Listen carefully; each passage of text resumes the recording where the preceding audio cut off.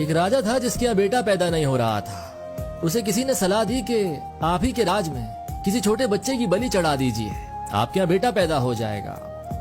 तो राजा ने ऐलान किया कि जिस घर से बच्चा दिया जाएगा उस घर को ढेर सारा पैसा दिया जाएगा। एक फैमिली ने सुना तो अपने घर के सबसे छोटे बच्चे को भेज दिया कि हमारे किसी काम का नहीं है, इसे रख लो। बलि चढ़ाने की पूरी तैयारी की गई। राजा ने बच्चे से पूछा, कोई तुम्हारी आखिरी ख्वाहिश? तो बच्चा बोला, बस मुझे थोड़ा सा मट्टी का ढेर ला करके दे दो।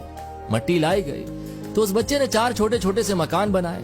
जब मकान बन गए तो उस बच्चे ने 3 मकानों को लात मारकर गिरा दिया, एक को रहने दिया। उसके सामने हाथ जोड़कर दुआ की और राजा से बोला, अब मेरी बलि चढ़ा दो। राजा को बड़ा अजीब लगा, वो डर सा गया कि शायद बच्चे ने कोई जादू वगैरह कर दिया। उसने बच्चे से पूछा, है तूने क्या किया? तो बच्चे ने बोला, पहला मकान गिराया जो मेरे माँ बाप का था, जिन्होंने मेरा साथ नहीं दिया, मुझे पैसों के लिए बेच दिया। दूसरा मकान रिश्तेदारों का, उन्होंने भी मेरे माँ बाप को नहीं समझाया, मना नहीं किया, उनका भी मकान गिरा दिया।